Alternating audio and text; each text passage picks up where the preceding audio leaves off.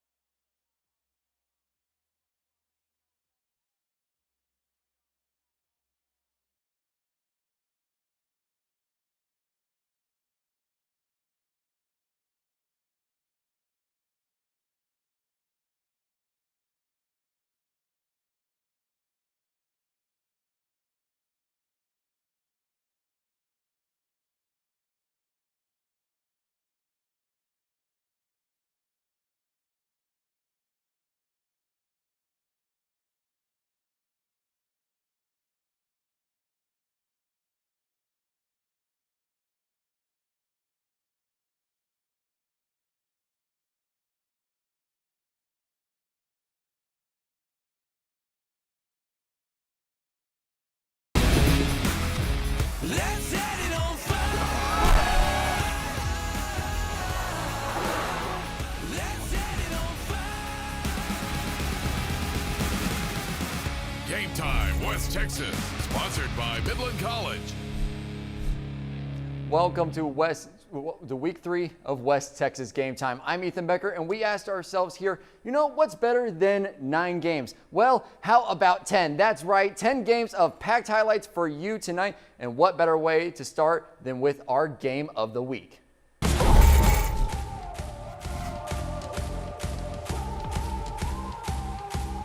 It may only be week 3, but the winner between Andrews and Greenwood has won a playoff game each of the last 3 years, while the loser sees their season comes to the end in the first round. So we bring in Corey McIntyre, who's out at our game of the week. Corey, was this match as close as last year's one-point contest? Now, last year, Greenwood got the best of Andrews with a 29-28 win, but I don't think this game lived up to the hype, and I'm going to show you why. The undefeated Greenwood Rangers looking to keep their momentum alive against the Andrews Mustangs. After a good kick return landed the Rangers in enemy territory, Nathaniel Romero gets the handoff, bounces it to the outside, and is marked just inside the 5-yard line. Lincoln Madrid finished it off with the QB draw, and the Rangers take an early 6-0 lead. Now, after a 3-and-out by the Mustangs, the Rangers waste no time increasing the score. Madrid finds Hayden McNutt on a corner route, and he walks it in for 6. Rangers go for 2 and make the score 14-0. On the other side of the ball, the Mustangs try to convert on 4th down to keep the drive going, but the Rangers put up a brick wall to force the turnover on downs. Now, Greenwood back in the red zone, and guess who Madrid finds? McNutt catches this on a screen and weaves his way to the end zone for his 2nd score of the day. Rangers up 21-0. Now, Andrews looking for a crease in the defense, and Dakota Underhill just blows up any hope of a 1st down, and he is fired up. Now, with another failed drive by the Mustangs, the Rangers back in the red zone, and Madrid finds Romero in the flat for 6. Rangers up 28-0. After a gutsy onside kick is recovered by the Rangers, Romero continues to put on a show. He slices and dices his way through the D, and he will dive for the end zone. The Rangers are up big at halftime with the score of 42-0. How far do you think this team can go after playing like this? I mean, the sky's the limit. You hear people say it, but just with the energy I think we bring, and then the amazing coaching staff we have, I mean, as long as we hold up to our standards, I think we can go all the way.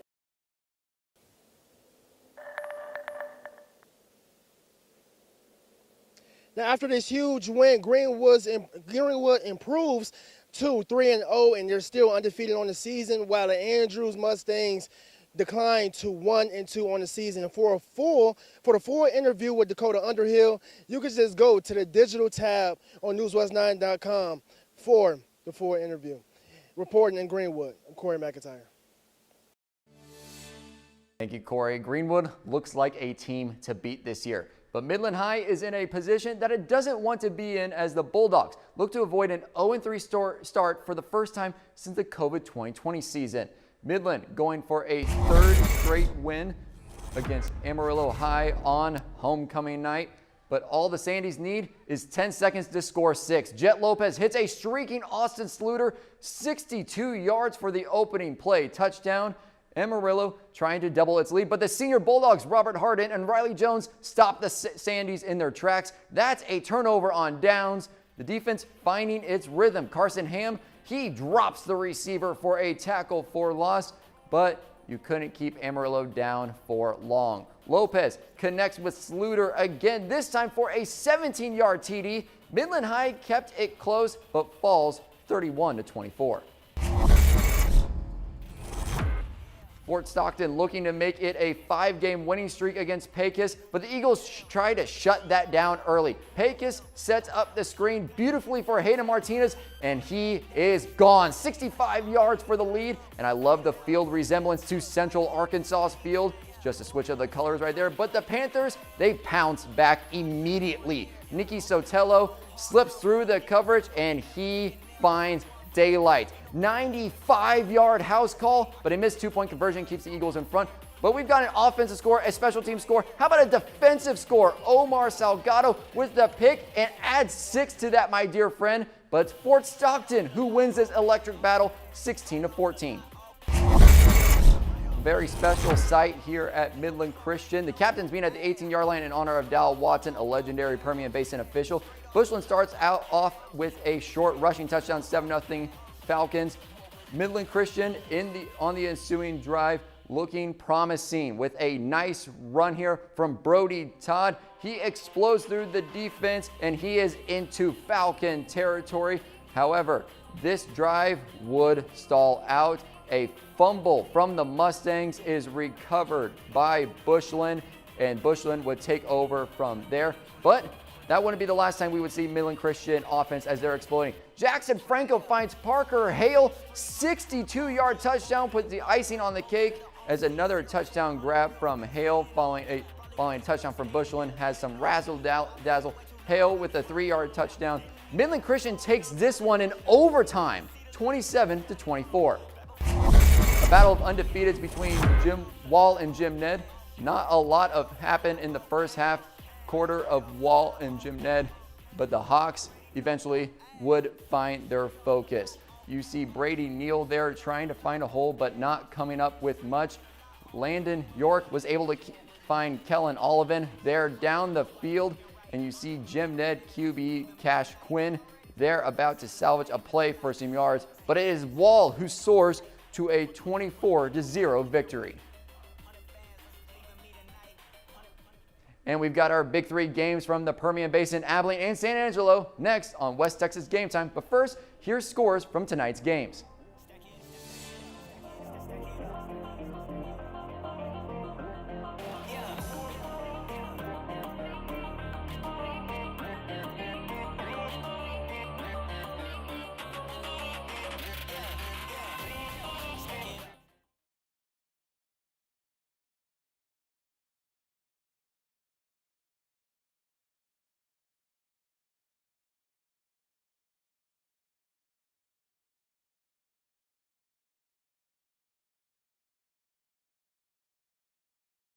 There you go. 1, 2, 3. They finally.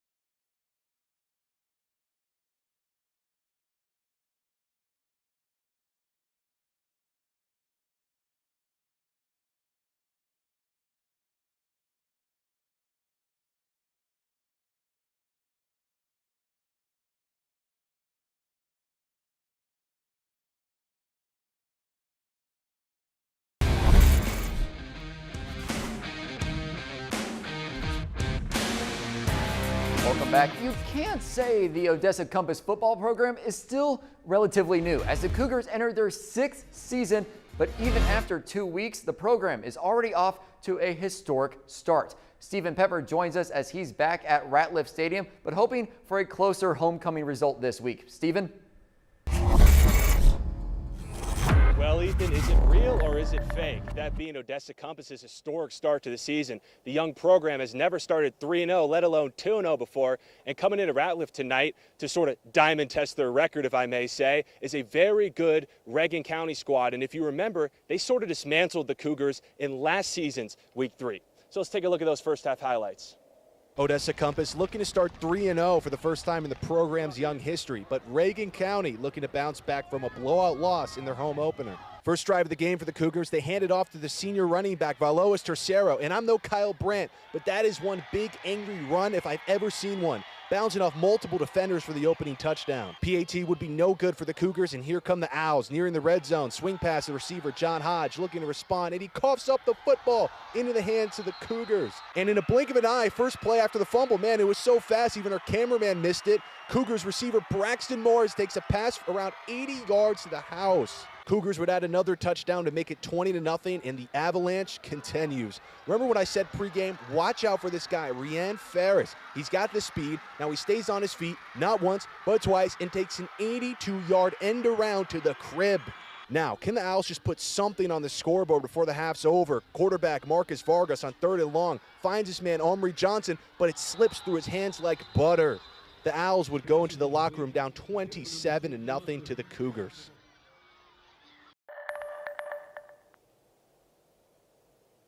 Well, it's more of the same in the second half. What a statement performance for the Cougars. And man, if I had a diamond tester, it would be lighting up green right now. This program is legit. They got a quarterback with a big arm, a creative offensive play caller, wide receivers who can run up and down the field. So for the first time since the program started in 2020, Odessa Compass Academy Cougars start a season 3-0. Your final in Ratcliffe, 41-6, Odessa Compass over Reagan County. In Odessa, Stephen Pepper for West Texas Game Time.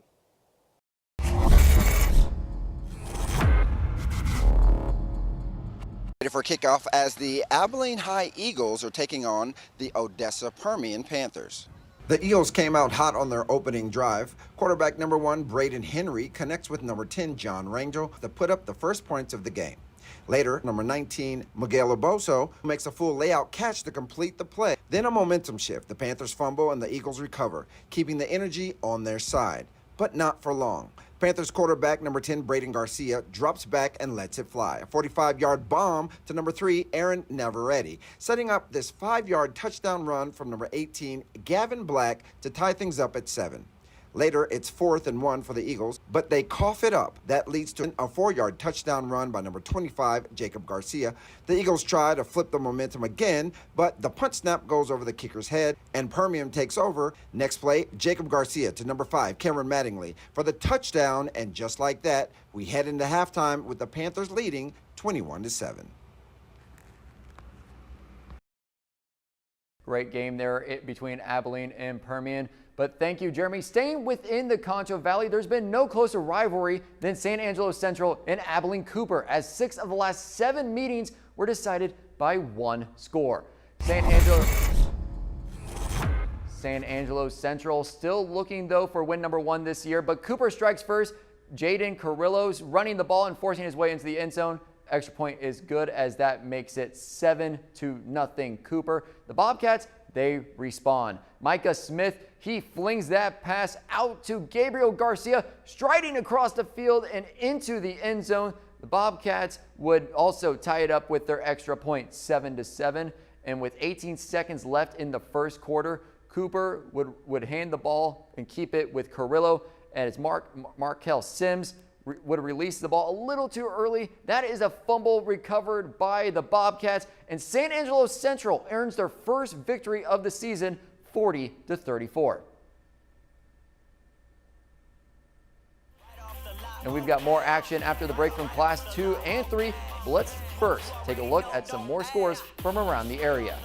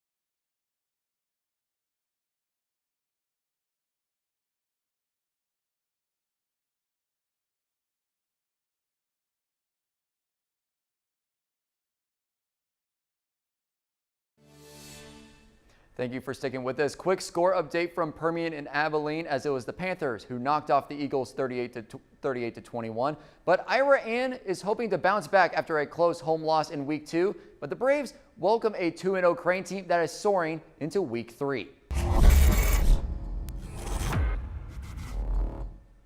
It was Ira Ann who won this matchup by 45 points in 2024. Braves ball. Alex Reyes, he's weaving through the defense and hits a second gear. 18 yards put Ira Ann on top. Crane responds. Grayson Huertas bursts into the end zone. Golden Cranes jump ahead 7-6. We're going back and forth now. Prather Schneeman, keeper, and he is gone. 32 yards for a Braves touchdown and the lead. Now it is Crane's turn. Huertas again bounces outside and squeezes past the defense for his second touchdown of the night, but it is Ira Ann who comes out on top, 28-14. Coahoma going for a fourth straight win against Kermit. Closest decision during that span was by 26 points, and this is all Bulldogs. Austin Jocelyn swings it out to Austin Molina. Molina plays some red light, green light, touchdown Coahoma on top early. Later, Bulldogs, they now go to the ground. Lanson Moore barrels in for 6. That doubles Coahoma's lead. Well, the Bulldogs go back to the air. Landon Wells has no yellow jacket within a country mile of him down the middle. Coahoma is rolling. And how about a top play candidate to put the cherry on top? That's a free play with an offsides, and Wells says, I'll just take that. Dun-dun-dun, dun-dun-dun. Coahoma 51-0. And coming up, we've got our top plays from Week 3, but let's take a quick look back at the games from earlier tonight.